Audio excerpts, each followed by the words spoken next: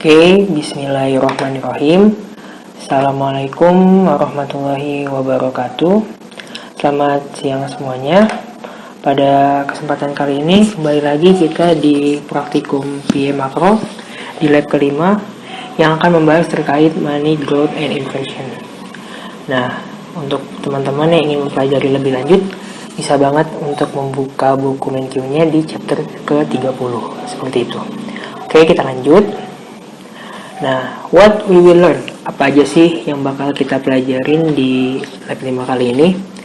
Kita akan mempelajari terkait the quantity theory of money, money supply, money demand and monetary equilibrium, the classical dichotomy and monetary neutrality, quantity theory of money and velocity of money, Fisher effect, and the cost of inflation. Intinya sih kita akan membahas terkait bagaimana hubungan antara uang dan inflasi dalam suatu perekonomian di suatu negara, seperti itu. Oke, kita lanjut, yaitu kita masuk ke the classical theory of inflation. Sebenarnya kenapa disebut classical theory? Karena pemikiran ini tuh sudah berkembang dari pemikiran ekonom zaman dahulu, makanya disebut classical theory karena udah sejak lama berkembangnya. Masuk ke the level of prices and the value of money, yaitu tingkat harga dan nilai uang. Inflasi adalah suatu fenomena ekonomi, teman-teman, yang mana kita tahu merupakan suatu keadaan ketika harga-harga itu pada naik secara keseluruhan di suatu negara. Nah, inflasi ini sebagai suatu fenomena ekonomi, secara concern atau secara fokusnya itu pertama dan paling utama adalah terkait value of the economic medium of exchange. Nah, seperti kita tahu, medium of exchange ini kan ada salah satu dari sifat apa? Uang kan. Nah, berarti itu dia, inflation ini, karena kaitannya dengan value of money. Nah, teman-teman, selanjutnya, price level can be viewed into two ways. Jadi, tingkat harga itu bisa dilihat dari dua cara. Yang pertama, untuk poin 1 ini, tingkat harga dilihat sebagai as the price of basket of goods and services. Contohnya misalkan kita memakai benda roti ya. Untuk poin nomor 1 ini, contohnya adalah harga atau nilai dari satu roti adalah $2. Nah, timbul pernyataan nih teman-teman. Ketika price level itu naik, ketika harga roti naik, maka people have to pay more for the goods and services they buy. Nah, jadi untuk membeli suatu barang itu, contohnya roti, ketika harga roti itu naik, maka dia itu butuh uang lagi teman-teman untuk bisa membeli roti. Contohnya misalkan harga atau nilai satu roti adalah $2. Ketika roti itu naik nilainya jadi $4, yang tadinya $2 udah nggak bisa beli lagi kan satu roti, maka dia butuh uang lagi tambahan $2 untuk bisa membeli satu roti tersebut. Jadi dia have to pay more, ya kan, kayak gitu. Nah, untuk yang kedua, price level ini bisa sebagai pengukuran terkait nilai dari uang itu sendiri. Di sini timbul pernyataan adanya kenaikan dari price level berarti membuat nilai dari uang itu menjadi lebih rendah. Karena kenapa? Karena setiap dolar dari uang yang kamu punya di dompet kamu itu sekarang cuma bisa membeli lebih sedikit kuantitas dari goods and services, seperti itu. Contohnya adalah misalkan pakai contoh kasus barangnya sama, yaitu roti. $2 itu bernilai satu roti, ya kan. Nah, ketika ada rise in the price level, ya contoh misalkan harga satu roti itu naik dari $2 menjadi $4, berarti dengan nilai $2 itu kita tuh cuma bisa mendapatkan berapa? Setengah roti kan. Berarti itu membuat nilai dari uang itu turun, lower value of money, because it's dollar in your wallet. Sekarang kita cuma bisa membeli lebih sedikit kuantitas barangnya. Contohnya si roti tadi, yang tadinya kita bisa beli satu roti dengan uang nilai $2, tapi karena harganya itu naik, nilai dari uang itu menjadi turun. Dan dengan nilai uang yang sama itu $2, kita tuh cuman bisa beli setengah roti hitungannya, seperti itu. Nah, relationship between the price level and the value of money itu bersifat negatif teman-teman, atau berkebalikan. Jadi ketika price level itu tinggi, maka the value of money atau nilai dari uang itu menjadi rendah, gitu kan. Nah, sebaliknya, ketika price level itu lagi rendah, nilai dari uang itu menjadi tinggi. Nah, kayak gitu teman-teman. Lanjut, ini masih sama pembahasannya, cuma kita lihat secara matematika. Value of money itu bisa dinotasikan dengan 1/P teman-teman, dimana P-nya ini adalah price of goods and services measured in terms of money. Untuk contoh ini dilihat dari nilai atau harga dari suatu barang itu dinilai dari terms of money-nya ya. Contohnya seperti poin nomor 1 di slide sebelumnya. Dengan barang roti, contohnya berarti harga atau nilai satu roti adalah $2. Jadi kalau misalnya kita ingin menilai roti itu seberapa sih nilainya, itu tuh kita bisa measure dengan menggunakan uang, yaitu satu roti nilainya $2, seperti itu. Nah, 1/P ini kebalikannya teman-teman, dimana nilai uang yang dilihat diukur berdasarkan dibandingkan dengan barang dan jasa. Dengan contoh barang yang sama ya, berarti kebalikannya teman-teman, $2 itu bernilai satu roti. Nah, kalau yang P tadi kan harga atau nilai satu roti adalah $2. Nah, kalau 1/P ini kebalikannya, $2 itu sama halnya bernilai dengan satu roti. Nah, when the overall price level rises, the value of money falls.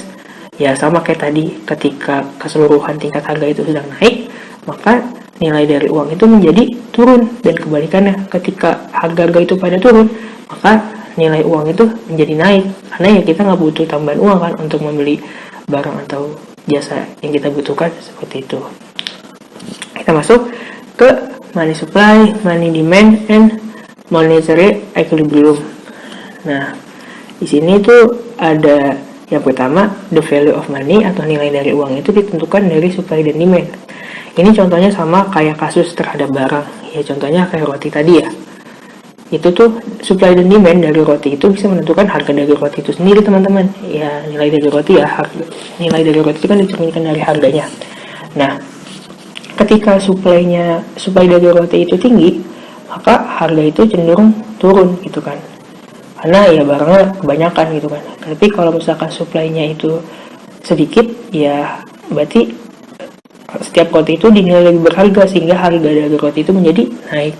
Nah, kalau kita ngeliat dari sisi demand, ketika permintaannya itu lagi tinggi, maka harga roti itu menjadi lebih tinggi karena ya kan rotinya terbatas tapi demandnya tinggi gitu kan, karena ada kelangkaan itu membuat nilai dari roti itu naik gitu. Nah, kebalikannya ketika permintaan atau demand dari roti itu turun, maka ya nilai dari si roti itu ya harganya bakal turun juga kayak gitu kan. Nah, sama halnya dengan value of money ya. Jadi ketika supply uang itu lagi tinggi, maka ya nilai uang itu menjadi rendah. Karena kenapa? Ya karena kan banyak uang yang beredar ya. Karena uang banyak yang beredar, jadi ya setiap uang itu nilainya nggak lebih berharga. Sehingga ya udah nilainya turun. Tapi kalau misalnya uangnya itu terbatas, maka setiap lembar uang itu menjadi berharga kan teman-teman. Maka value of money dari uang tersebut naik. Nah, secara demand teman-teman, ketika demand terhadap suatu uang itu tinggi, maka value of money-nya itu juga tinggi gitu kan. Karena orang banyak butuh uang, ya berarti nilai dari setiap lembar uang itu menjadi tinggi gitu kan. Nah, kebalikannya ketika demand terhadap mata uang itu rendah, maka nilai dari uang itu juga ikut terdorong rendah seperti itu. Nah, lanjut ke poin nomor 2, the quantity of money demanded atau setiap kuantitas uang yang diminta depends on the interest rates. Ini di short run, ini ada kaitannya dengan monetary equilibrium. Contohnya kayak gini teman-teman, misalkan ketika interest rate-nya itu lagi tinggi, kita tuh ya pengen ya ngelakuin saving dengan membeli suatu instrumen tertentu gitu, kayak investasi. Misalkan contohnya kita beli obligasi ya kan. Kita beli obligasi pada saat interest rate-nya naik. Karena kenapa? Karena kita ngerasa dengan interest rate yang lagi tinggi, return yang kita bisa dapatkan juga otomatis tinggi juga dong. Nah, berarti kita butuh uang lebih banyak teman-teman untuk bisa membeli obligasi tersebut. Sehingga quantity of money demanded-nya itu ketika interest rate naik, untuk membeli obligasi ikut naik juga quantity demand-nya kayak gitu. Nah, kebalikannya ketika interest rate-nya itu lagi rendah, maka kuantitas uang yang diminta itu jadi lebih rendah juga teman-teman. Karena ya kan tadi obligasi di interest rate yang rendah, ya orang-orang cenderung kayak ngapain gue beli obligasi, keuntungannya juga kecil gitu kan. Akhirnya ya orang-orang lebih sedikit meminta uang yang digunakan untuk membeli obligasi tersebut, sehingga kuantitas uang yang diminta itu jadi lebih rendah. Ini untuk short run dilihat dari interest rates. Nah, kalau di long run itu tuh ngeliat dari the average of price level in the economy. Ya ini ya contohnya tuh ya dari harga barang. Ketika suatu harga barangnya itu naik, ya kan, maka permintaan kita terhadap uang itu menjadi lebih tinggi karena ya kita butuh banyak uang untuk bisa membeli barang atau jasa tersebut. Ya contohnya ya misalkan kayak harga rumah gitu kan, ini untuk barang-barang yang mahal ya teman-teman. Ya harga rumah misalkan kalau misalnya kita beli satu, biasanya kita bisa beli dengan harga misalkan 1 miliar gitu. Ternyata harga rumah itu naik jadi 2 miliar. Berarti kan kita butuh tambahan 1 miliar lagi kan teman-teman untuk bisa membeli rumah tersebut. Akhirnya demand kita terhadap uang naik karena kita butuh tambahan uang 1 miliar untuk membeli rumah tersebut. Nah, tapi kalau misalkan harga rumah itu turun, misalkan tadi udah 1 miliar jadi 500 juta. Nah, kita kan udah punya 1 miliar nih. Berarti otomatis kita bisa beli uang itu kan tanpa harus menambah demand kita terhadap kuantitas uang. Kayak gitu kan. Makanya kalau misalkan harga lagi pada turun, ya kuantitas uang yang diminta itu lebih rendah. Karena ya kita ngerasa ya kita udah cukup kok dengan uang yang ada untuk membeli barang dan jasa kita butuhkan. Seperti itu. Nah, di long run, money supply and money demand itu tuh bisa brought into equilibrium, menuju titik equilibrium karena overall level of prices, keseluruhan tingkat harga. Nah, itu maksudnya kayak gini. Misalkan price level itu berada di atas titik equilibriumnya, maka more money yang di demand teman-teman, yang di hold oleh orang-orang, di demand untuk di hold melebihi dari uang yang dicetak oleh the Fed atau bank sentral. Nah, gimana caranya untuk bisa mengembalikan ke titik equilibriumnya? Maka tingkat harga itu harus turun supaya bisa kembali ke tingkat equilibrium seperti semula. Nah, kebalikannya teman-teman, ketika if price level itu di bawah titik equilibriumnya, maka lebih sedikit uang yang diminta teman-teman, karena kan ya dengan uang yang ada kita bisa ya beli barangnya lebih banyak kan, jadi ya lebih sedikit uang yang diminta ya kan dari uang-uang yang diciptakan oleh bank sentral kayak gitu. Sehingga bagaimana untuk mengembalikannya ke titik equilibrium, maka harga-harga itu harus naik supaya kita butuh demand lagi kan terhadap uang, sehingga kembali ke titik equilibrium seperti semula, seperti itu. Nah, terakhir kita akan membahas suatu kurva di money supply, money demand, and monetary equilibrium.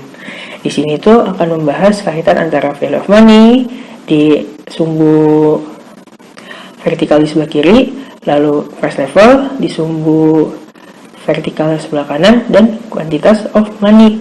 Nah, untuk value of money dan price level ini tadi hubungannya apa teman-teman di awal? Berkebalikan gitu ya. Ketika price levelnya itu tinggi, maka value of money-nya itu rendah dan kebalikannya. Nah, untuk price level ini tuh mirror dengan value of money ya. Jadi kalau kita ngeliat yang sebelah kanan ini, semakin ke bawah nilainya semakin tinggi ya. Ini dari low ke high, ya kan? Nah, kebalikannya teman-teman, untuk value of money di sebelah kiri ini kita ngeliat dari bawah, dimana kalau semakin naik nilainya semakin tinggi nilainya, yaitu dari low ke high gitu kan. Nah, sedangkan quantity of money-nya itu direpresentasikan di titik horizontal ini, di sumbu horizontal ini. Nah, untuk money supply ini, kenapa dia itu tegak lurus? Karena money supply-nya ini fix teman-teman, quantity fixed by the Fed yang dikeluarkan oleh bank sentral. Nah, money demand ini tuh sifatnya kenapa downward sloping atau berkebalikan? Karena tadi ya, ketika price levelnya itu rendah, maka nilai dari uang itu menjadi tinggi dan otomatis kuantitas uang yang diminta itu menjadi lebih rendah juga. Nah, kebalikannya nih teman-teman, ketika price levelnya itu tinggi, maka value of money-nya itu jadi rendah kan, jadi low, otomatis menjadi semakin banyak kuantitas uang yang kita butuhkan. Nah, kita contohin ya. Misalkan price levelnya itu ada di angka 1, low ya kan. Nah, kita lihat value of money-nya, berarti dia di angka 1 juga yang mencerminkan di posisi paling high gitu kan, high tapi satunya. Nah, berarti di sini kuantitas uang yang diminta teman demand ya, itu tuh rendah teman-teman. Karena ya nilai dari uangnya itu tinggi kan, jadi kayak ngapain kita butuh uang banyak-banyak gitu, minta uang banyak-banyak gitu kan. Nah, kebalikannya teman-teman, ketika harga-harga itu lagi naik, tingkat harga naik misalkan di 4 ya, maka value of money-nya itu jadi rendah. jadi 1/4, dari 1 jadi 1/4, berarti kan dia terjadi penurunan kan. Otomatis money demand yang kita minta itu lebih tinggi. Karena nilai uang kita rendah, maka kita butuh tambahan uang lebih banyak untuk bisa membeli barang atau jasa yang kita inginkan. Seperti itu teman-teman. Nah, titik A ini merupakan titik equilibriumnya ya. 1/2 equilibrium value of money, dan 2 ini equilibrium price level. Nah, disequilibrium yang titik A ini dari money supply dan money demand determines, menentukan the value of money and the price level. Seperti itu teman-teman. Nah, ini untuk sesi yang satu. Terakhir ada kuis 1, yaitu in the long run, variabel apa sih yang akan membuat money supply dan money demand bisa menuju ke titik equilibriumnya. Ya, tadi udah dibahas di slide-slide sebelumnya, coba dilihat lagi, dicermati, dimengerti juga, dan jangan lupa untuk mengisi kuis ini di G-Form. Oke teman-teman, tetap semangat.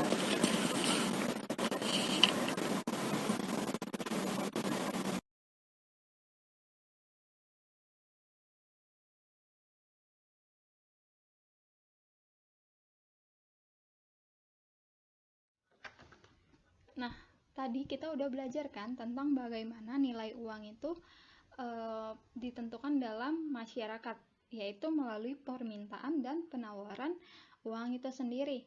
Dimana dari sisi permintaan, uang itu ditentukan oleh interest rate dia dalam jangka pendek, dan dalam jangka panjangnya dia ditentukan oleh tingkat harga rata-rata dalam perekonomian. Dan kalau kita lihat dari sisi penawarannya, dia itu ditentukan oleh the Fed atau bank sentral. Itu kenapa money supply-nya itu kurvanya itu kenapa kurva supply dari uang itu dia tegak lurus. Ingat ya, dia ditentukan oleh bank sentral, bukan bank komersial atau bank umum. Nah, di sini di subbab ini kita akan belajar tentang bagaimana efek yang ditimbulkan dari perubahan suatu kebijakan moneter. Nah, kali ini kita belajar tentang efek dari monetary injection. Nah, apa sih tujuan monetary injection itu? Tujuannya itu adalah untuk menstimulasi produksi dengan cara melalui peningkatan money supply. Nah, mari misalnya nih contoh kita bayangkan. The Fed itu mencetak uang lebih banyak daripada sebelumnya, atau mencetak 2 kali lebih banyak dari sebelumnya. Nah, kemudian dia itu menggunakan helikopter untuk menjatuhkan uang-uang yang dia cetak tadi ke seluruh daerah, ke seluruh negara bagian di Amerika. Atau kalau contoh ekonominya itu adalah kayak si The Fed ini membeli beberapa obligasi dari tangan publik melalui open market operation. Nah, kira-kira apa yang terjadi? Yang terjadi pasti money supply itu bakal bertambah kan? Karena si The Fed untuk membeli obligasi itu, dia bakal mengasih uangnya kepada si penjual obligasi itu, kayak gitu. Makanya dia menambah money supply di masyarakat. Nah, penambahan money supply itu bisa kita lihat, kita bisa lihat efeknya di kurva ini. Lihat yang awalnya, sebelumnya, cara melihat kurva ini kayak gini. Untuk yang horizontal, garis yang horizontal, dia itu menunjukkan quantity of money, jumlah uang.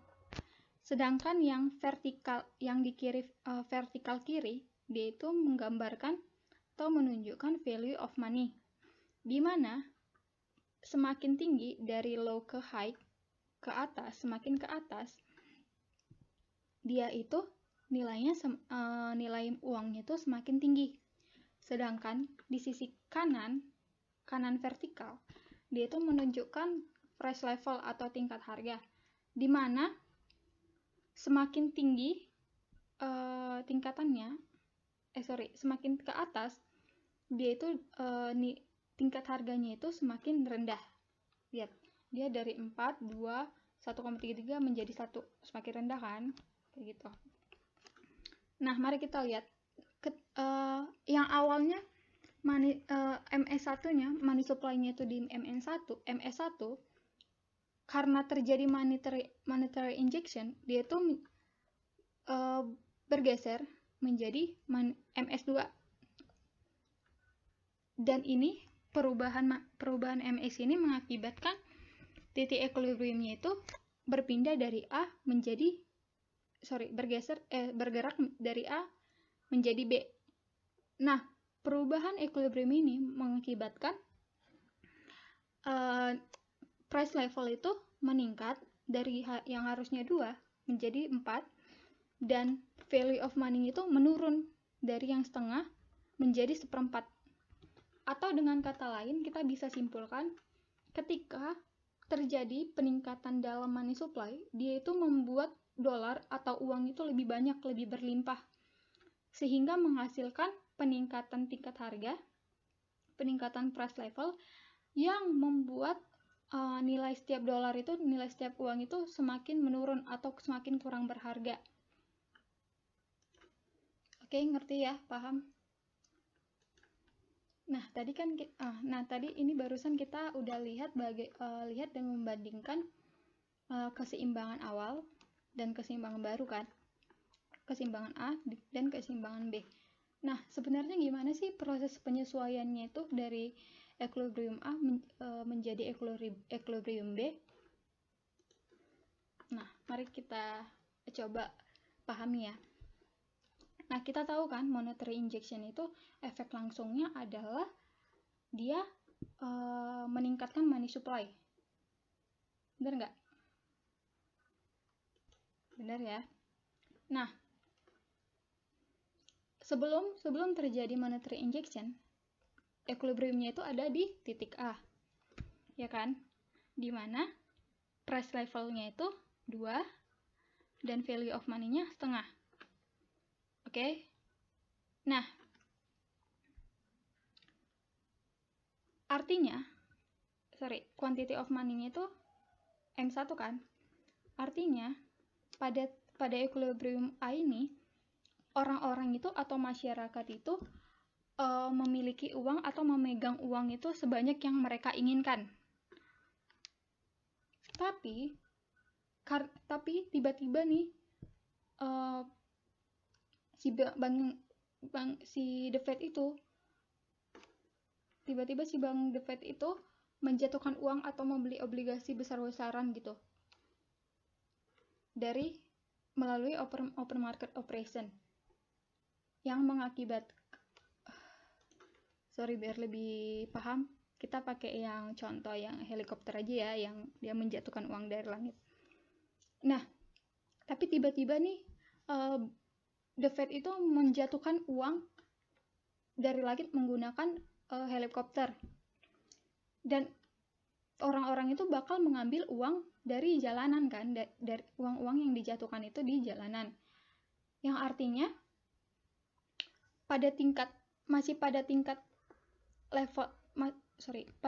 harga yang di equilibrium A, orang-orang itu punya memegang atau memiliki uang yang lebih banyak daripada sebelum yang mereka inginkan.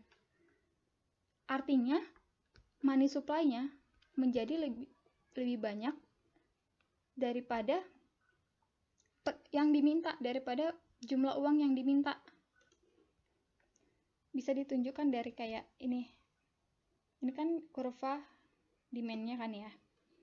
Demand masyarakat itu masih di sini, masih di M1. Tapi money supply-nya, jumlah uang yang ditawarkan itu udah di sini. Karena ada kejatuhan uang dari langit tadi.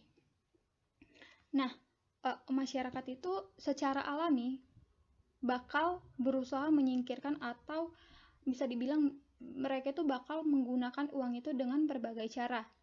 Misalnya mereka itu bisa menggunakan uang itu dengan membeli barang dan jasa, atau mereka menabung, atau bahkan mereka meminjamkannya kepada orang lain. Dan kemungkinan orang yang dipinjamkan itu bakal membeli barang dan jasa juga. Nah, bisa kita simpulkan, ketika orang-orang membeli barang dan jasa, Artinya, mereka meningkatkan permintaan barang dan jasa. Benar nggak? Ya kan?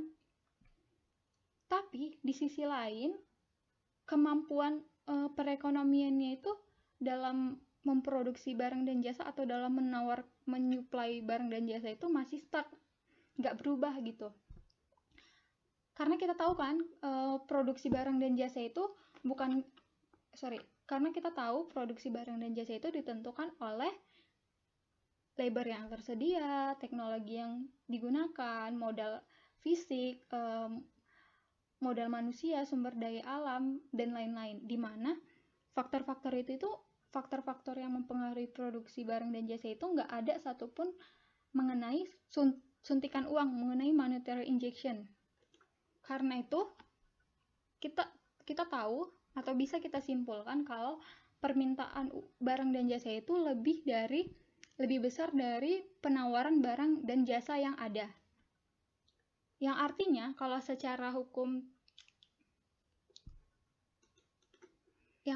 kalau kita tarik melalui hukum permintaan, ketika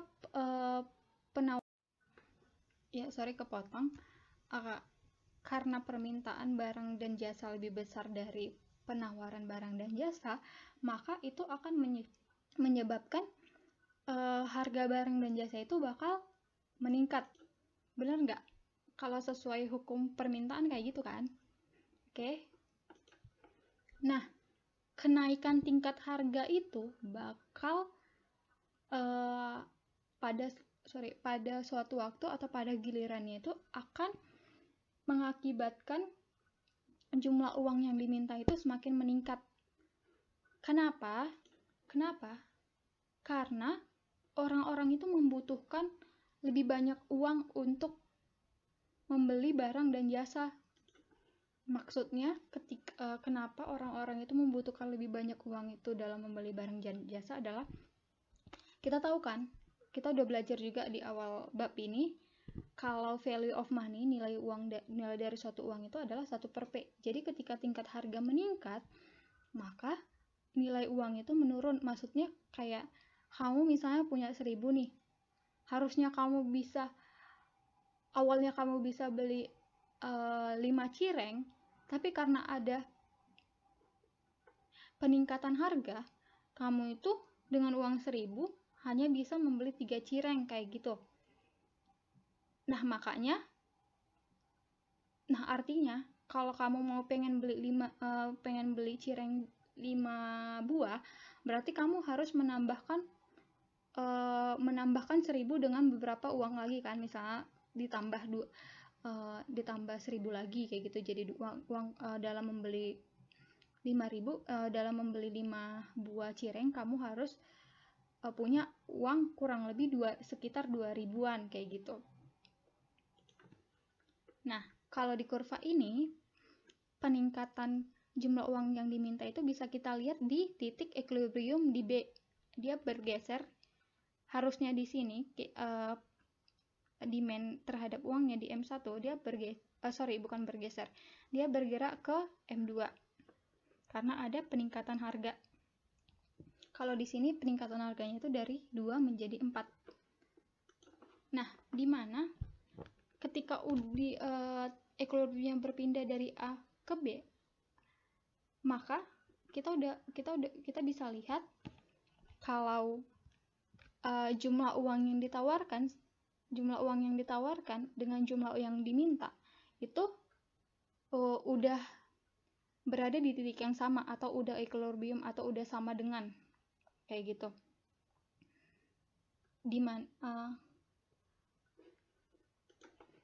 Oke, jadi kayak gitu prosesnya dari proses penyesuaian dari A ke B.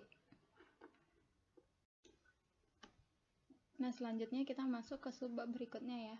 Tadi kan kita udah belajar bagaimana perubahan moneter atau perubahan money supply itu menyebabkan perubahan tingkat harga rata-rata barang dan jasa.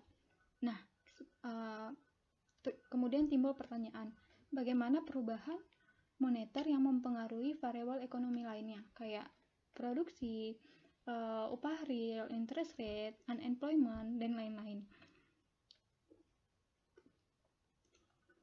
Atau dengan kata lainnya, kita itu ingin melihat bagaimana pertumbuhan uang dengan teori quantity theory of money. Nah, jadi di subbab ini kita bakal belajar dua konsep dasar yang kita butuhkan sebelum kita yang kita butuhkan atau yang harus kita pahami sebelum kita belajar tentang quantity theory of money. Oke, yaitu dua konsep itu yaitu classical dichotomy dan monetary neutrality. Nah, langsung aja. Variabel ekonomi itu secara umum itu dibagi menjadi dua kelompok. Yang pertama adalah nominal variable, yaitu variabel yang diukur dalam satuan unit moneter atau dalam satuan uang. Contohnya harga. Kayak misalnya satu apel harganya Rp5.000. Kan itu berarti dia masuk nominal variable karena dia satuannya itu adalah dalam bentuk mata uang rupiah kan. Kayak gitu. Nominal GDP kayak gitu juga. Nominal GDP masuk kenapa? Karena dia menghitung GDP itu berdasarkan harga barang dan jasa saat ini. Oke, nominal wage, nominal interest rate juga kayak gitu. Yang kedua ada real variable. Real variable itu yaitu variabel yang diukur dalam satuan fisik. Maksudnya adalah kayak contohnya itu kayak relative price. Nanti relative price di slide selanjutnya saya jelaskan ya. Terus ada real GDP. Kenapa real GDP masuk real variable? Karena dalam menghitung GDP, si real GDP ini tuh menggambarkan jumlah produksi barang dan jasa yang diproduksi oleh suatu negara, dan tidak dipengaruhi oleh harga barang dan jasa saat ini. Beda dengan nominal GDP yang dipengaruhi harga saat ini. Makanya real GDP masuk ke real variable. Kayak gitu juga real wage, real interest rate, dan unemployment. Kenapa unemployment ini masuk ke real variable? Karena dia satuannya dalam orang. Jadi pengangguran itu dalam 1 orang, 2 orang, 3 orang kayak gitu, enggak dalam bentuk uang. Oke? Paham ya? Nah, ini tadi yang saya bilang relative price. Nah, apa sih beda price sama relative price? Nah, kalau price itu kayak gini contohnya. Kayak satu pisang harganya $2, apel harganya $4. Si $2 dan $4 ini itu harga dari pisang dan apel. Dia itu berbentuk mata uangnya dolar, makanya dia masuk ke nominal variable. Sedangkan relative price itu adalah kita itu membandingkan harga satu barang atau satu jasa dengan harga barang atau jasa yang lain kayak gitu. Nah, gimana sih kalau kita mau ngitung relative price dari si pisang dan apel ini? Caranya relative price sama dengan P pisang, harga pisang dibagi harga apel. Kita masukkan aja $2 per pisang, benar kan? Untuk mendapatkan satu pisang kita harus membayar $2 per $4 per apel. Kalau kita ubah secara matematis dia bakal kayak gini, benar nggak? Si apelnya bakal ke atas, si $4-nya bakal di bawah. Terus kita bisa mematikan si $2 dan si dolar ini menjadi hasilnya menjadi 2 apel sama dengan 2 apel per 4 pisang, atau kalau kita sederhanakan 1 apel per 2 pisang. Maksud dari ini adalah harga 1 apel sama dengan 2 pisang. Oke? Kayak gitu. Karena dia tidak dalam bentuk karena harganya tidak dalam bentuk uang lagi, maka dia si relative price itu masuk ke real variable kayak gitu. Oke?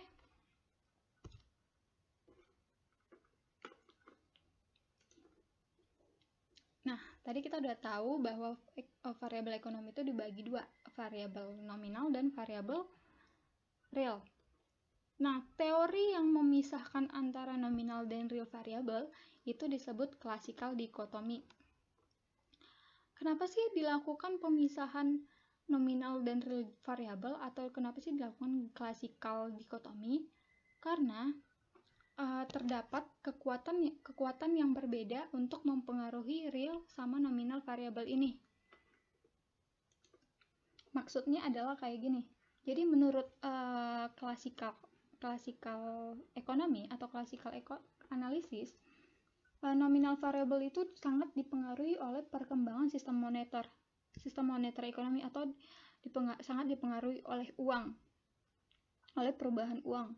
Sedangkan real variable sebagian besar itu nggak relevan atau sulit dijelaskan melalui uang kayak oke.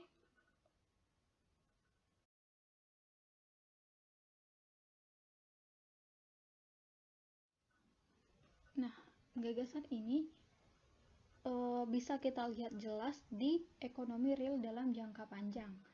Kayak di praktikum sebelumnya kan kita belajar tuh bagaimana GDP real, tabungan, investasi, dan pengangguran. Itu kita bicarakan, kita pelajari tanpa kita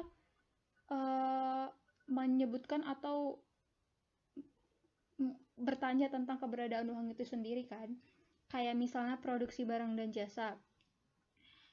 Produksi barang dan jasa itu kan ditentukan berdasarkan teknologi dan faktor-faktor apa aja yang kita gunakan dalam memproduksi itu, dalam produksi barang dan jasa tersebut.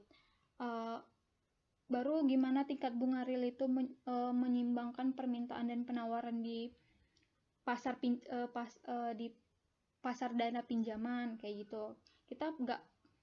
Kita tanpa kita memikirkan uang itu bagaimana keberadaannya kayak gitu. Oke. Nah, jadi kita bisa simpulkan kalau perubahan dalam money supply atau perubahan dalam moneter itu tidak mempengaruhi real variable. Dia hanya mempengaruhi nominal variable, yang dimana itu disebut sebagai monetary neutrality. Nah, untuk membantu menjelaskan monetary neutrality ini, kita bisa dibantu oleh sebuah analogi, yaitu ketika bank sentral mencetak uang atau menambah money supply berlipat ganda, maka semua harga-harga juga berlipat ganda, dan nilai uang sebagai satuan hitung akan jatuh sebesar setengah. Contohnya kayak misalnya real wage. Contohnya real wage nih. Misalnya nih, kamu bekerja di suatu perusahaan. Misalnya gaji tahun ini kamu sebesar 1 juta. Terus tahun depannya gaji kamu naik nih menjadi 1.100.000. Secara nominal nilai kamu itu meningkat kan? Kamu bakal merasa kamu lebih kaya atau lebih sejahtera. Tapi di sisi lain inflasi itu ternyata juga meningkat sebesar 10%. Yang artinya gaji kamu secara real itu sama aja dengan yang sebelumnya. Karena daya beli kamu itu nggak berubah ketika inflasi itu meningkat sebesar 10%. Yaitu kalau dari gaji kamu itu sebesar, kalau dibandingkan dengan gaji kamu kan naik juga 10% kan. Inflasi juga naik 10%. Artinya gaji kamu itu nggak daya belinya itu tetap aja saat gaji kamu 1 juta sama dengan saat gaji kamu 1.100.000 kayak gitu. Oke. Nah, jadi ini ada kuis yang harus kalian jawab di Gform nanti. Pertanyaannya adalah kenapa real interest rate termasuk real variable. Oke, terima kasih.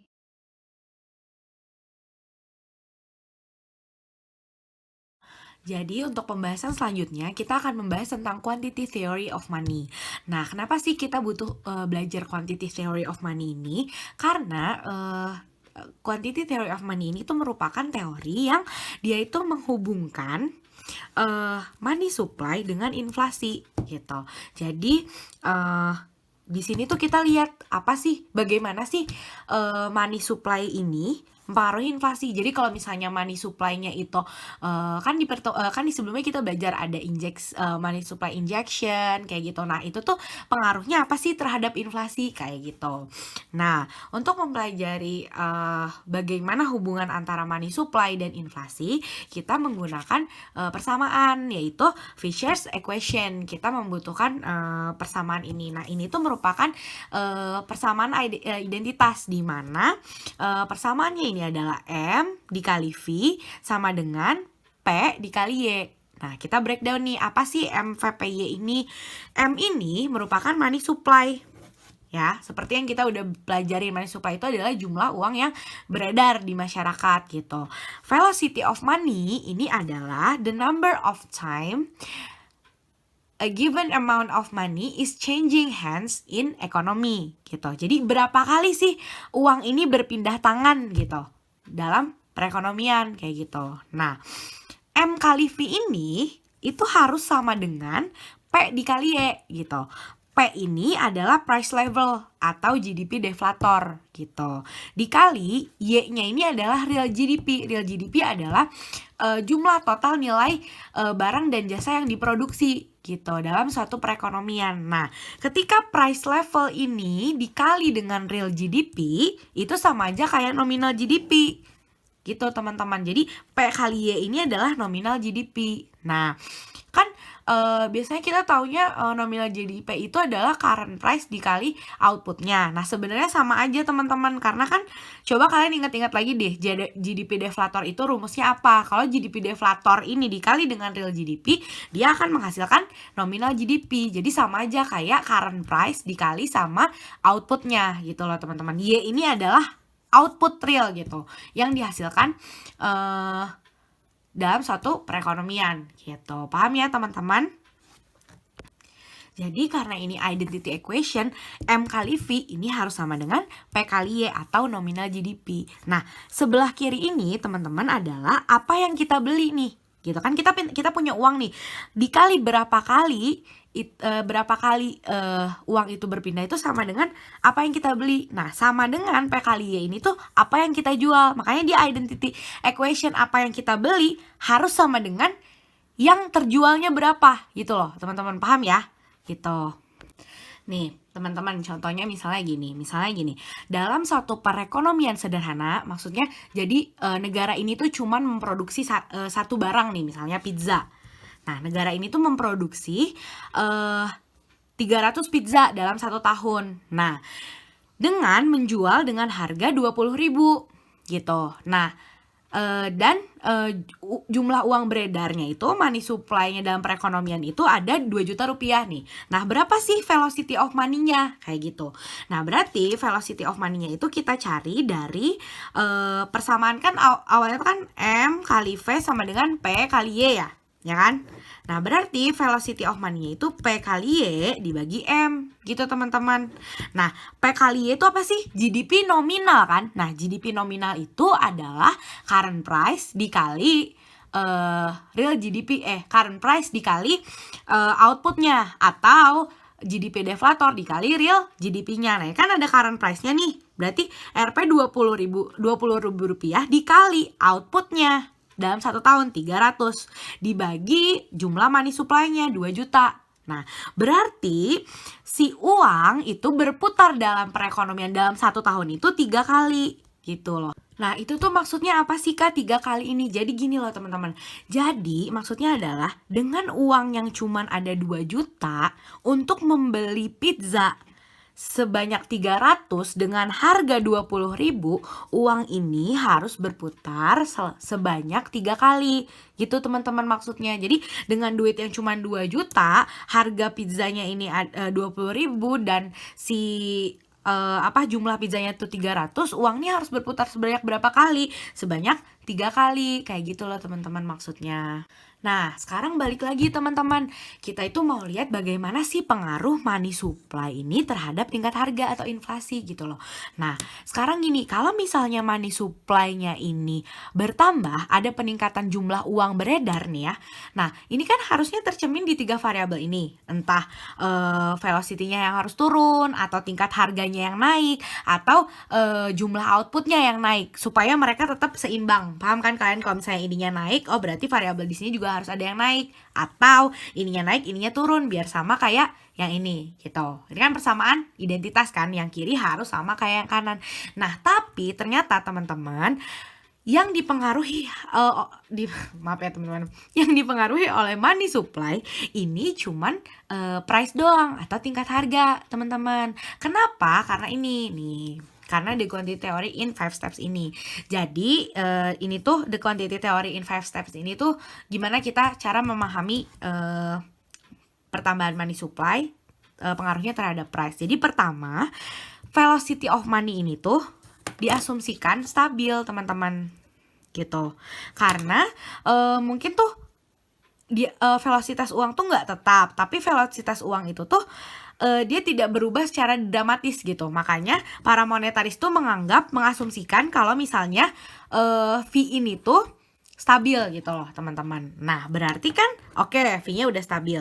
Berarti money supply ini tuh kan akan peningkatan money supply ini akan mempengaruhi GDP nominalnya, ya nggak? Kalau misalnya money supply-nya naik, GDP nominalnya juga akan naik, ya kan? Nih, so a change in M causes nominal GDP to change by the same percentage. Maksudnya kalau misalnya M-nya ini naik 2 kali lipat, oh GDP nominalnya juga akan naik 2 kali lipat, kayak gitu, paham ya?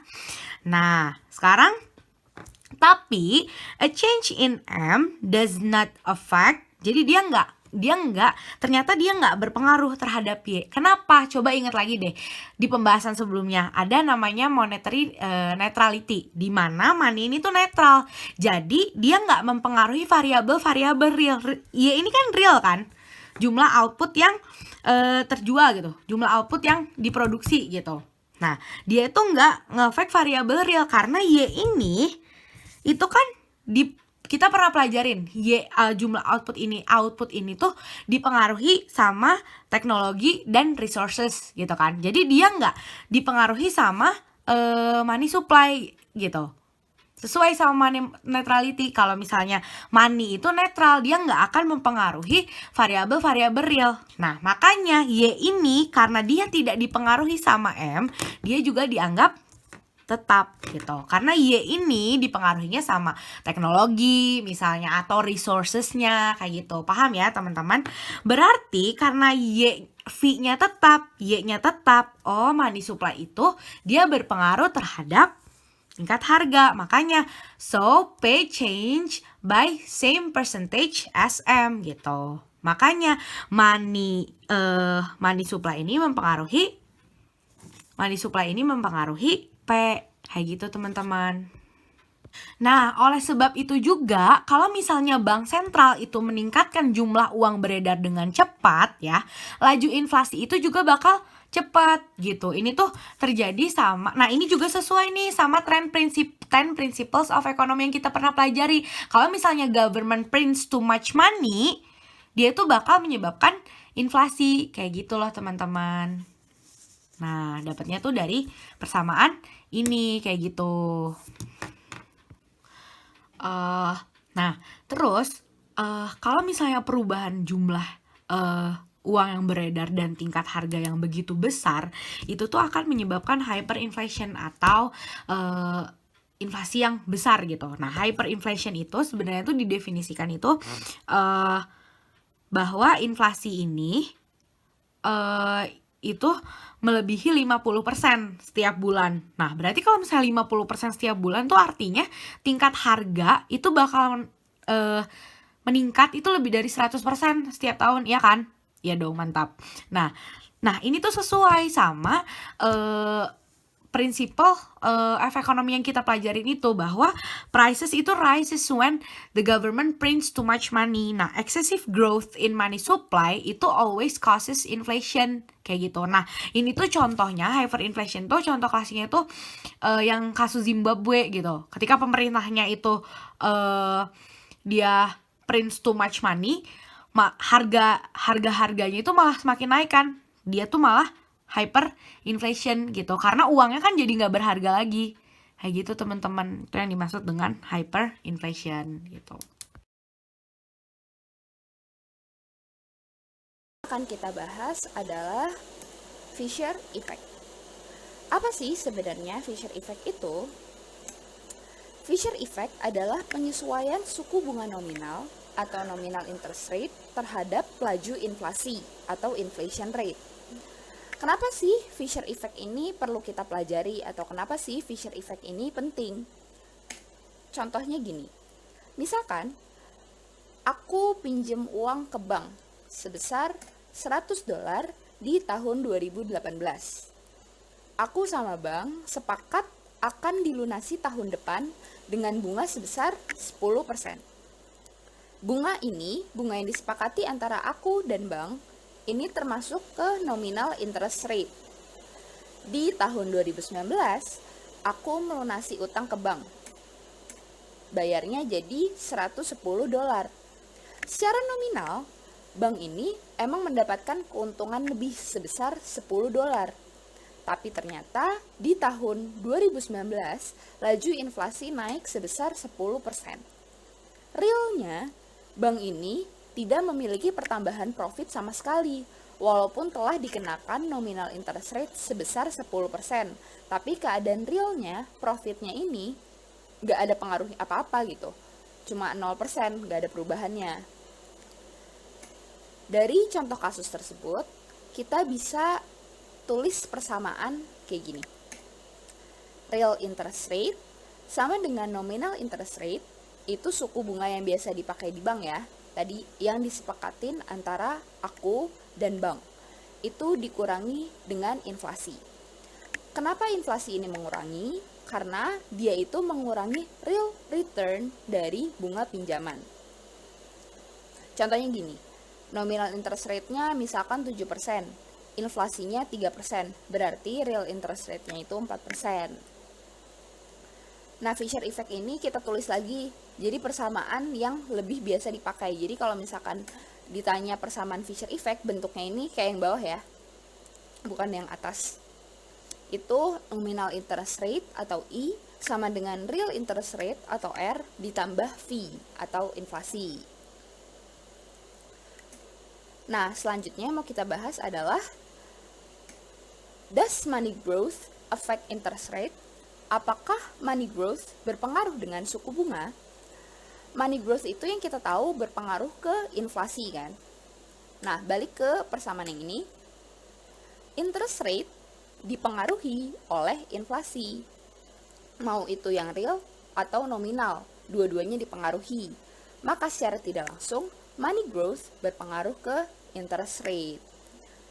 Cuma, ada salah satu asumsi yang perlu kita ingat, yaitu monetary neutrality. Yaitu pada jangka panjang, uang tidak mempengaruhi variabel-variabel real.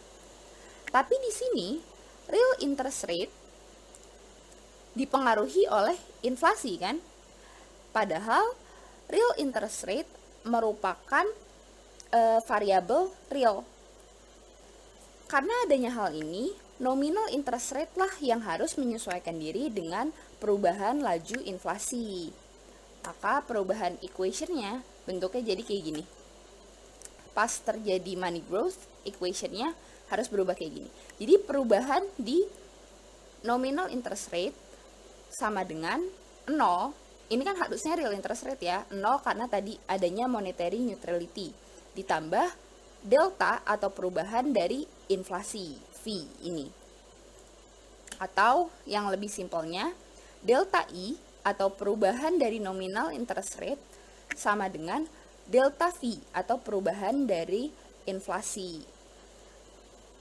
Nih, misalkan pemerintah menaikkan jumlah uang yang beredar. Berarti inflasi naik dong ya. Inflasi naik. Maka nominal interest rate juga sama, harus ikut naik dengan jumlah yang sama juga, agar real interest rate-nya itu tidak ikut terpengaruh. Kesimpulannya, nominal interest rate mengikuti laju inflasi. Jadi pas inflasinya naik, nominal interest rate juga harus naik. Kalau turun, inflasinya turun, maka nominal interest rate juga harus turun. Terus, tambahan penting yang perlu diingat nih, yaitu analisis Fisher effect ini cuma bisa digunakan di jangka panjang. Kenapa? Karena saat jangka pendek, inflasi ini nggak bisa diantisipasi. Hanya bisa diantisipasi pada jangka panjang. Oke, sampai sini semoga ngerti ya. Kita lanjut ke cost of inflation. Jadi cost of inflation yang pertama itu ada inflation tax. Apa inflation tax itu? Jadi inflation tax itu merupakan keadaan di mana pemerintah mencetak lebih banyak uang untuk membayar pengeluaran atau menambah pendapatan negaranya. Nah, sebenarnya karena adanya inflation tax ini tuh bisa leads to hyperinflation gitu, bisa memancing adanya hyperinflation. Jadi inflation tax itu atau pajak inflasi itu sebenarnya nggak kayak pajak-pajak lain yang lebih kita kenal. Pajak inflasi ini bentuknya adalah ketika pemerintah mencetak uang, harga-harga otomatis akan naik kan. Sehingga uang di dompet kita, uang yang ada di dompet masyarakat, daya beli atau value of money-nya berkurang, turun gitu. Kesannya uang kita dipajakin jadi lebih sedikit. Ini dipajakin ceritanya pakai kutip gitu ya, dipajakin jadi lebih sedikit. Tapi sebenarnya ini riskan banget, kayak yang tadi dibilangin, ini bisa memicu hyperinflation kan. Nah, penyumbangan dari inflation tax ini juga di negara-negara yang udah pernah ngelakuin itu tuh kecil, cuma kurang dari 3%. Makanya lebih baik tidak dilakukan. Yang kedua itu ada inflation fallacy. Nah, sebenarnya ini mau ditanya, inflasi ini baik atau buruk sih? Orang-orang rata-rata akan jawab buruk, karena saat harga naik, kemampuan atau daya beli kita akan turun, yang secara tidak langsung itu menurunkan standar hidup kita. Emang benar kan ya, saat harga itu naik atau terjadi inflasi, pembeli akan mengeluarkan lebih banyak uang untuk beli barang atau jasa tersebut. Tapi berarti artinya penjual itu menerima pendapatan yang lebih tinggi kan dari sebelumnya. Maka seiring berjalannya waktu, penjual ini juga akan membayar upah tenaga kerja orang-orang yang kerja di perusahaan dia naik gitu. Upahnya akan dinaikkan. Jadi penghasilan orang-orang juga akan meningkat. Sehingga daya beli masyarakat tetap dong nggak berpengaruh. Inilah yang dinamakan dengan inflation fallacy. Sebenarnya inflasi ini tidak mengurangi daya beli masyarakat. Yang ketiga, ada yang dinamakan dengan shoe leather cost. Jadi, yang dimaksud dengan shoe leather adalah kalau terjadi inflasi, maka lebih baik kita pegang uang cash atau uang di dompet lebih sedikit. Sisanya mendingan disimpan di rekening giro atau di bank. Misalkan nih, kalian biasa pegang uang 200.000 untuk sebulan. Nah, lebih baik kalian tuh ngambilnya jadi 50.000 tiap minggu dibandingkan dengan langsung 200.000 buat sebulan, untuk mengurangi efek dari inflasi tersebut. Terus kenapa dinamainnya shoe leather? Atau shoe leather itu kan sol sepatu kan. Jadi ibaratkan gini, kalian yang awalnya sebulan sekali ke bank, jadi sebulan 4 kali ke bank, jadi lebih banyak gitu. Kalau kalian lebih sering ke bank, itu kan berarti lebih makan waktu, dan ibaratkan sepatu kalian akan lebih sering dipakai. Jadi solnya tipis gitu, shoe leathernya jadi tipis. Makanya jadi salah satu cost atau kerugian atau biaya dari inflasi. Nah, nih, the resource wasted, time and convenience when inflation encourages people to reduce their money holdings. Jadi orang tuh lebih make waktu dan kenyamanan dia untuk pergi ke bank gitu saat terjadinya inflasi, lebih sering ke bank. Nah, untuk cost of inflation lainnya akan disambung oleh pemateri selanjutnya atau TS selanjutnya. Sampai di sini semoga ngerti ya. Nah, ini untuk kuis nomor 4. Pertanyaannya adalah, kenapa analisis Fisher nggak bisa digunakan di jangka pendek? Nanti dijawab di G-form-nya ya. Makasih. Sekarang kita masuk ke lanjutan dari cost of inflation. Kalian udah belajar sebelumnya mengenai cost of inflation, ada yang sebelumnya di 1, 2, 3. Sekarang kita masuk ke yang keempat, yaitu adalah menu cost. Menu cost itu atau menu biaya menu, maksudnya itu apa sih?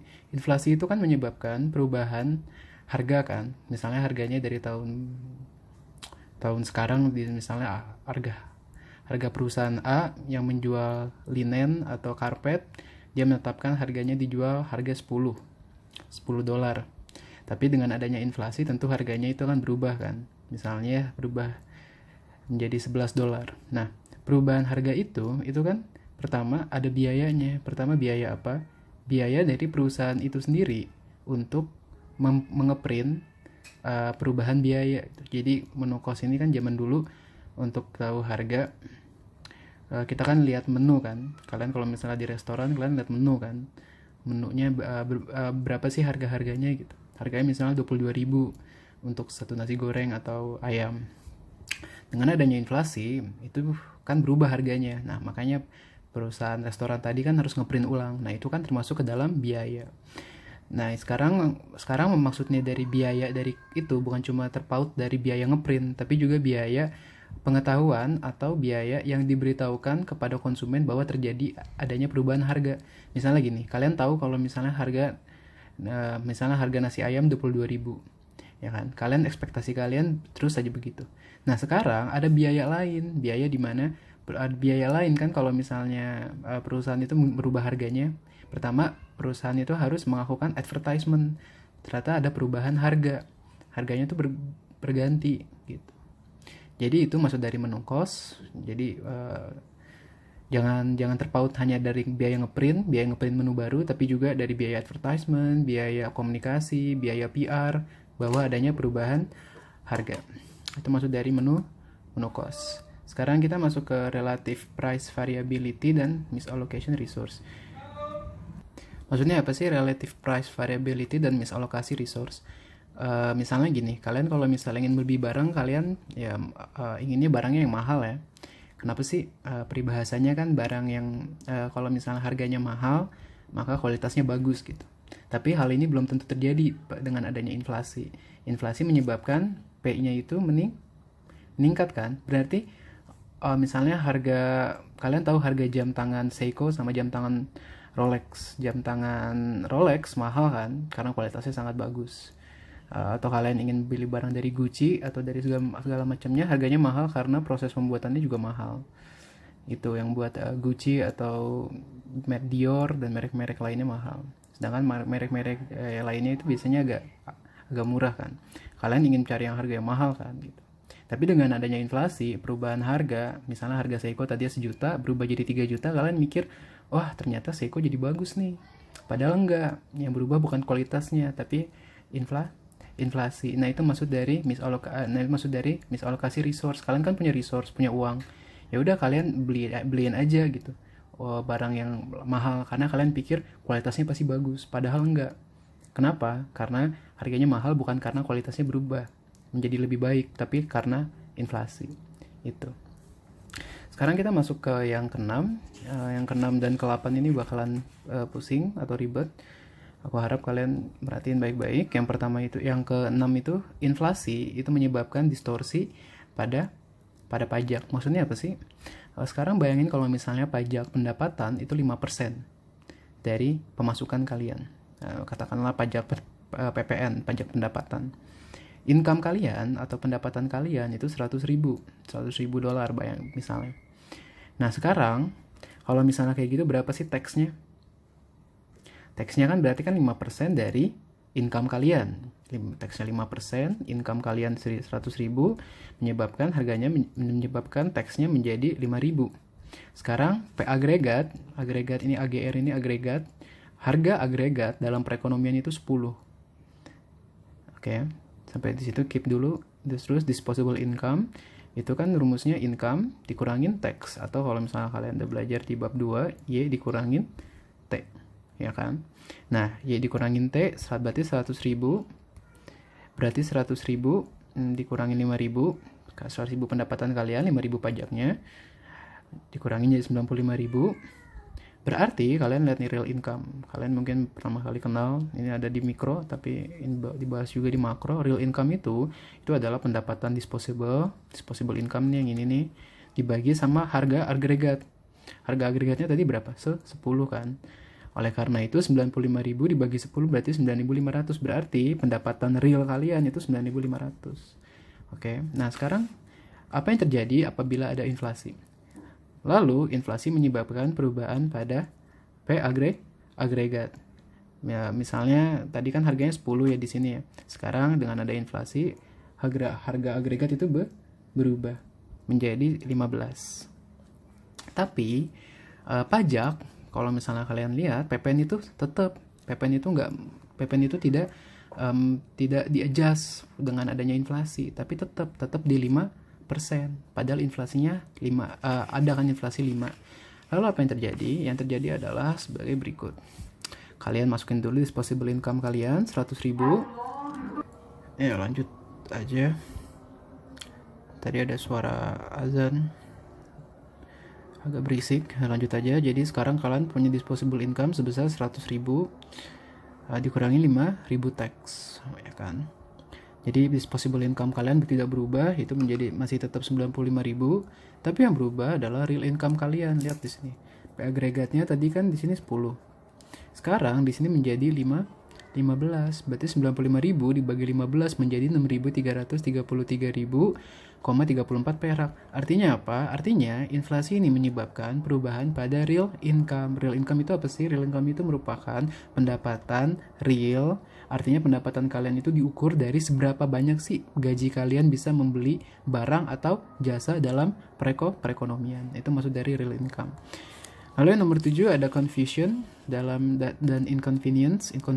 Confusion dan confusion itu artinya ada sedikit kesalahpahaman, dan inconvenience itu ketidaknyamanan antara firma earning, firms earning, dan juga saving investment yang kalian lakukan. Misalnya gini, pendapatan perusahaan di tahun 2020 adalah 20 miliar. Keren ya? Tapi ternyata lebih keren lagi, di 2021 pendapatan perusahaan menjadi 25 miliar. Artinya ada 5 miliar tambahan kan. Nah, 5 miliar tambahan ini kalian harus perhatiin dulu. Biasanya pendapatan pertambahan 5 miliar ini disebabkan oleh adanya inflasi. Kalian tahu kan rumus pendapatan apa? P kali Q doang kan. Berarti berapa banyak perusahaan memproduksi kuantitas dikali harga dalam perekonomian. P dikali misalnya perusahaan tetapkan di 2010 harganya 10, sedangkan di 2021 menjadi 15. Artinya kan ada kenaikan harga kan. Nah, kenaikan harga ini disebabkan oleh inflasi. Nah, ini firma earnings atau pendapatan firma bakalan akan tidak terrefleksi apakah ini meningkat karena kuantitas atau akan sulit juga nanti dalam accounting measure-nya, karena nanti harus pakai menggunakan tahun dasar dan lain sebagainya. Jadi itu susah. Terus yang kedua itu alokasi dari saving investment kalian juga susah. Masih ingat cost of inflation itu yang tadi apa aja yang 1, 2, 3. Nah, itu kan salah satunya itu kan saving kalian itu kan kalian bakalan lebih sering megang uang kan. Oleh karena itu saving akan turun. Ketika saving menurun, investasi juga akan menurun. Itu yang dari nomor 7. Sekarang kita masuk ke yang 8. Yang 8 juga lumayan ribet, jadi tolong perhatiin baik-baik. Yang 8 itu adalah arbitrary redistribution of wealth. Arbitrase dari pembagian kekayaan. Ini artinya apa sih? Ini artinya merupakan distorsi pada keuntungan lender dan borrower. Lender itu orang yang memberi pinjaman, borrower itu adalah pihak peminjam. Maksudnya apa sih? Lihat aja bagian yang sininya. Misalnya, sekarang peminjam dan pemberi pinjaman sepakat bunga pinjaman adalah sebesar 5%. Misalnya peminjam meminjam sekitar 100.000 kepada kepada borrowernya itu 100.000 kepada lender. Dan mereka berdua sepakat kalau misalnya suku bunga pinjaman itu adalah 5%, ya kan? Nah, sekarang artinya nominal interest rate itu kan di 5% kan? Nah, sekarang kalian tahu kan kalau misalnya rumus nominal interest rate itu apa? Nominal interest rate sama dengan real interest rate ditambah oleh inflasi. Nah, sekarang pihak dari borrower dia tahu betul kalau inflasi di tahun ini adalah 2%. Iya, tadi kan kalau misalnya para si lender tahu kalau dia 2%, tapi inflasinya berubah jadi 2 ke 4%. Nah, ini menyebabkan distorsi pada keuntungan dari pemberi pinjaman. Tadinya dia berharap mendapatkan 103.000, real interest rate-nya menjadi 101.000. Kalau kalian masih bingung, boleh tanya ETA masing-masing. Atau lihat itu. Tapi pokoknya intinya itu adalah inflasi itu menyebabkan keuntungan yang didapat oleh lender dan borrower itu terdistorsi gitu. Nah, sekarang lanjut ke bagian yang terakhir, apakah inflasi itu baik atau tidak? Inflasi baik atau tidak itu bisa diukur dari nilai inflasi itu sendiri. Inflasi dalam batas wajar atau inflasi yang ditetapkan dalam ITF. ITF itu apa sih? ITF itu adalah Inflation Targeting Framework. Ini I-nya inflasi, T-nya targeting, F-nya itu framework. Itu dipakai framework ini oleh Bank Sentral Indonesia. Jadi inflasinya itu diproyeksi gitu dalam tahun ini. Inflasi di 3-4% itu masih diterima. Nah, ini membuat perekonomian tumbuh, inflasi dalam batas yang wajar. Kenapa sih? Logikanya kan inflasi itu kan menaikkan harga barang. Nah, sekarang para firma itu, wah ternyata harga barang meningkat. Ya udah harga barang meningkat, ya udah kita harus produksi lebih banyak untuk mendapatkan keuntungan yang lebih besar. Makanya dia hire workers yang lebih banyak, artinya wages secara keseluruhan itu akan meningkat. Ketika seseorang mendapatkan wage atau gaji yang meningkat, tentunya demand terhadap barang atau dan jasa juga meningkat. Peningkatan AD ini akan menstimulus perekonomian. Tapi inflasi yang mencapai hyperinflation itu tidak baik bagi perekonomian. Misalnya the Great Depression. The Great Depression terjadi tahun 1934. Saat itu Amerika masih mengalami kehancuran karena market crash di tahun 1929 dan juga karena masih menggunakan sistem gold itu di tahun 1923 atau 1922 dan adanya proteksionisme juga di tahun 1929. Jadi para farmer di saat itu tidak ingin mengimpor bahan-bahan agrikultur. Proteksionisme itu yang menyebabkan perekonomian AS menjadi hancur ya di tahun 1934. Kalau bilang kalian bisa tanya TA masing-masing atau lihat internet. Tapi intinya kalau misalnya inflasi yang mencapai hiperinflasi itu tidak baik bagi perekonomian. Contoh kasusnya itu ya Venezuela inflasinya mencapai 40%. Zimbabwe kalian pasti tahu lah ya. Lalu deflasi, apakah kalau misalnya gitu deflasi bagus dong bagi perekonomian? Deflasi kan penurunan harga. Enggak ya, deflasi ini tidak di-endorse atau tidak diharapkan terjadi ya oleh ekonom. Oleh ekonom dunia sepakat. Kenapa? Karena menyebabkan penurunan AD. Ini agregat demand, A-nya agregat, D-nya demand, jadi agregat demand dalam perekonomian. Masih ingat cerita aku yang bagian masih ingat cerita yang karena inflasi. Nah, sekarang kalau misalnya deflasi menyebabkan harga turun menyebabkan perusahaan lesu. Aduh, harga perekonomian turun nih, kita kayak nggak akan untung deh. Yaudah kita harus menurunkan kapasitas produksi. Penurunan kapasitas produksi tentunya pemecatan atau PHK para pekerja, maka wage-nya yang diterima oleh penduduk negara akan turun. Ketika penduduk turun gajinya, maka agregat demand juga akan turun. Itu jalan ceritanya. Sekarang kuisnya apakah inflasi mempengaruhi pertumbuhan ekonomi dalam konteks yang baik atau buruk? Apakah inflasi baik atau buruk bagi perekonomian negara?